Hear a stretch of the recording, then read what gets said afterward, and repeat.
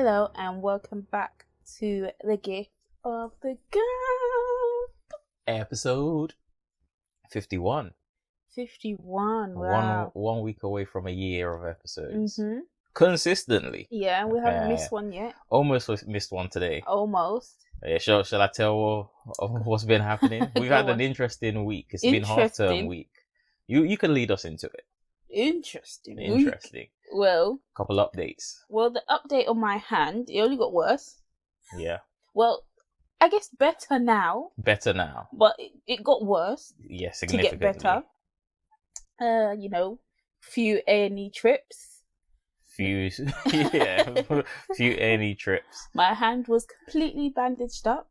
Saw a specialist. 65 and over. They know what they're talking about. I know. Yeah, so it was. My hand's basically useless. Yeah, but more function now than before. Yeah, and I could do nothing before. Yeah, nothing. Well, that's mainly because it was bandaged up. But before that, I still couldn't do anything. And you were in excruciating pain for 2 days at least. And now it seems that you're not in pain as much, but it's rather uncomfortable. Yeah, it's like uncomfortable. Your skin is restricted from moving. But Tia's on the mend, and we've been advised that she'll heal fully. But right now it's just going through the healing process, which isn't pretty because the medicine you're using kind of dyes your hands as well. Yeah, and I have to soak my hands in something which dyes my fingernails and my hands, which makes my already bad looking hands look worse. Yeah. So, but Tia's on the mend, and I did a silly yesterday, and I left my parking light on my car, and I've had my car for almost 3 years, in a couple of months, and the battery is rated for 3 years anyway, and it was used when I got the car, and I was like, I need to replace this. When I serviced my car, I was like, oh, it's still working, didn't replace it, and learned the hard way essentially. The couple of winters, I've noticed some symptoms of a weak battery because I can tell when it's like starting the car, it's like and it starts, and I'm like, ooh, another day, another prize. And then yesterday or Friday night, I left my parking light on all night, came out to start my car at midnight, and it was completely dead, and I couldn't even jump it. The battery was so bad. And I essentially walked for an hour with Tia and carried. If you've never carried a car battery by hand, it is heavy. My hands have blisters now. I carry it for over an hour back because I was punishing myself for forgetting. Well, long story short is basically you were lazy to change the car battery and you were punished for it. Yeah, and I replaced with a new car battery, and it works. It works fine now. I was able to drive, and Lexi, which is my car's name, is running smoother than ever. Yep. Well, there you go. That's a bit of a life update. TLC. Yeah, and we'll head into Blue Therapy, episode 6, the finale. Yes. What did you think? Who we're going to start off with? Let's start off with Jamal. Jamel, sorry. Jamel and Deborah. Yes. So Jamel and Deborah. Jamel Stutter McGee. Jesus. Off he went from what did I see a comment from did I stutter to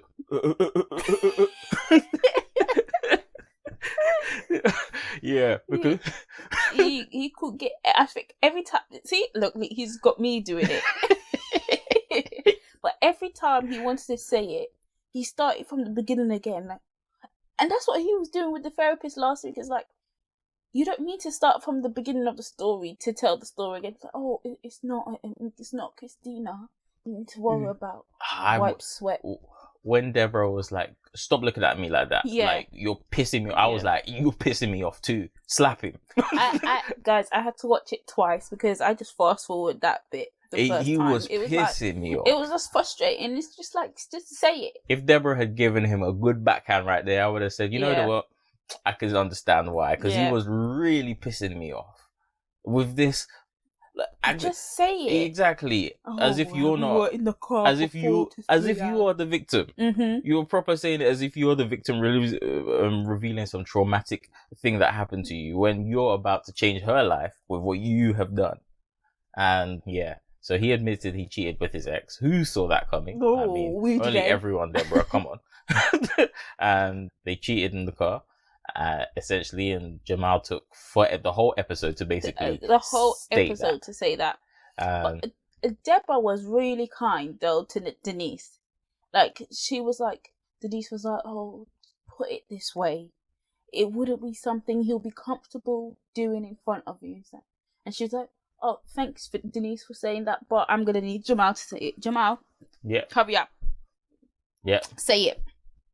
Yeah. Jamal needed to fess up. He was stuttering McGee the whole episode. I don't think they would have got me to sit back down. She stayed composed. Look, for as materialistic and sometimes not really. I mean, if you're materialistic, you're materialistic. But yeah. For sometimes for the way she acted, yes, I feel she still didn't deserve that. From Jamal. Jamal was big trash. Yeah. And yeah. Well, we'll see if they last. But she walked out, and it was so funny because it didn't seem like she was able to find the exit. Yeah, she was looking for the exit. That would have frustrated me more. That's why I know I wouldn't been able to sit back down and be composed. Yeah, and she said she couldn't find where they had put her bag. Oh, that would have pissed me straight off. I'm sorry. Yeah, she should have thrown a bigger tantrum and left. Yeah, but I do think that she was more embarrassed about being embarrassed on TV than the actual cheating. I feel like that is more of a common thing. Like, people are more embarrassed about why. When other people find out, it's like, because it's almost like now they can hide the shame by themselves. Yeah. When it's like, oh, you did this to me, it's like, all right, don't say like this is what happened. Yeah. But we'll put on a united front. It's like, like if you were to fall over in public and you turn around and there's no one there, you're almost like, ooh. Okay, yeah, got away with that one. But if it was like a busy street, you're like, stumble. Like it's playing on your mind for days. You're like, how do that? And those are the worst. It's like one of them things. It's like definitely. But we'll move on to Paul and Chioma. Yeah, Chioma and Paul. It was a heavy one this week. It was a heavy one. It started off with Paul's sister arriving, which I don't know why she was there. I feel like that was kind of Paul's bad. I not even. I feel it was Paul's bad. Because she wouldn't know to go there if Paul hadn't said something. What I think happened is Paul told her, "You should come to this therapy session because you and Chioma have issues, and it will be best for us to talk through it with a therapist." Yeah. And he probably gave her the guise of, "Oh, we're coming to sit down as a thing," where Chioma didn't know that. She's like, "This girl is turning up to my therapy session, and you know how I feel about her." And Paul is just standing there like, and if I was the sister, I would still be like, "Bro, like you told me to come." Paul was standing there like, he didn't know what to do with himself. He should have at least thrown himself under the bus and said, "Oh, she didn't know that this was the setup. I invited her to this," but he kind of just stood there as if she just magically appeared. No, what happened is when Chioma was like, "Why is she here, babes?" He was like, "Oh, if you were in the house, you would have been able to know what was happening." Yeah. And it's like, no. Yeah. Phones still work, emails still work, Instagram still works. He tried to turn it around. Yeah, and it's like, no, just admit it that it was your bad. I know some people have problems admitting when it's their bad. Don't look at me. But this was a time to admit that it was your bad. Yeah, it was a time to admit that, for sure. Yeah, Paul's sister showing up. It was a real ambush. It was. It was Paul's bad, wasn't it? Yeah, he needed to just say that instead of trying to throw her under the bus for not coming home. And essentially, it opened up the can of worms for the next topic. It's quite a heavy hitter. Yeah, I feel like it was heavy in her heart, and she wanted to talk about it. But I do want to say Paul seems like a type of person who, like, even when you try to talk to him, he doesn't really open up about these topics like this. You kind of have to ambush him into talking about a topic that he wouldn't necessarily talk to you about when you're just by yourself. He seems like a more dismissive kind of thing. Yeah, because he was trying to dismiss the topic at the therapist session, and it was topic of an abortion. Yeah. Essentially. And that topic made me feel like, all right, maybe this is some sort of, because I don't feel like they would play with that completely if it was I personally completely feel like scripted. the top, it's like reality TV, you know, Yeah. like some of the topics are real, Yeah, and some of them are dramatized. I just think it's like that. Yeah, I feel like this was one of the real Yeah, ones, because definitely. I was like, yeah, this, I don't imagine. I mean, I'm sure producers have done worse, but I don't imagine them being like, yeah, just pretend this. And her emotions seem really real with it, like really real. And I think part of the problem for her was that maybe I'm naive.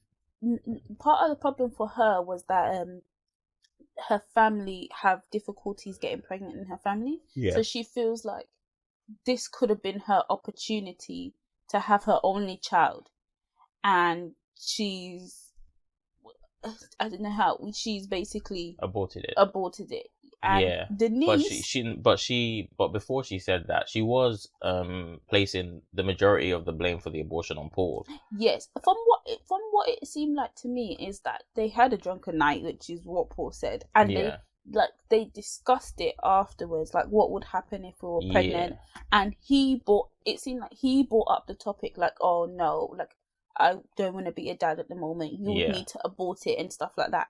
And then afterwards that they found out they were pregnant, and so she's already had this conversation in her head about what he said, and so she felt trapped in that situation, which I can totally see. I can see that. And then Denise didn't help, because she made her feel but Denise was basically, what she was doing was she was applying today's standards, or like the current standards of, like, basically it's the woman's choice, and she's not taking into the fact that although it's Chioma's choice and he can't force her to do it, that he had an input on he had a heavy input he affected what she was trying to do, because she kind of blamed Chioma. And I didn't think this. I thought that if this was but Denise is not. We haven't even said what we look. We're like, we're just agreeing with Black Denise is an actor. She isn't a real therapist, and she really showed her ass right then. Because I feel like I personally would have been able to give a better therapy session right then and there. And what Denise said, but essentially, Choma, you walked into the place and you got the abortion. And it's like, no, that's not what a therapist should say. Yeah. Like, you basically made a bad situation worse. You did. Because that's not even what... part of the problem is that she may not be able to have kids again, so she's scared of that, and then she's also scared to be a single mom, or to have a kid and the dad not be part of the child's life. That's not what she wanted, and then he's already stated that I would want you to have an abortion.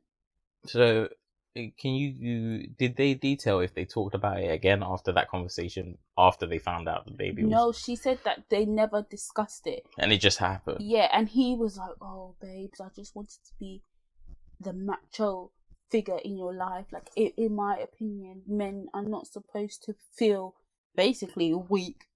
And, I need to be the strong one for you. But instead, you allowed her to go through the situation by herself. Yeah. And already, because you had that conversation prior to it, like, I would want you to have abortion, you made it seem like you basically didn't care. But I will also say, I have to say that sometimes when you're talking about a hypothetical situation, you don't know how you necessarily react until the real situation is here. And the fact that the conversation didn't happen, or it seems like it didn't happen when the real situation occurred, meant that there was room for you to go off a previous answer when the minds could have been changed. No, but what she was saying is, like, they had that conversation, and then when it happened, he was willing to drive her to do the research, to pay for it. And I thought I thought she went in by herself. No. And then they were on a break as well, and it basically consolidated what he had already said. Like, you know what? Yeah. Because it seemed like it wasn't, when it happened, it wasn't like, oh, are you sure you want to do that? I know the conversation that we have, because it was a hypothetical, and you don't know how you're going to react. But you can say, I know the conversation that we've had, and my mind has changed from it. But it seemed like his mind didn't change. No, because he was so willing to do it all. Nah, you right. You is right. Well, that brings us to Ocean Girl, Ocean Hilma, Oceanelle Himmer is her name on. Ocean Girl. I was like, what Ocean Girl are we talking about?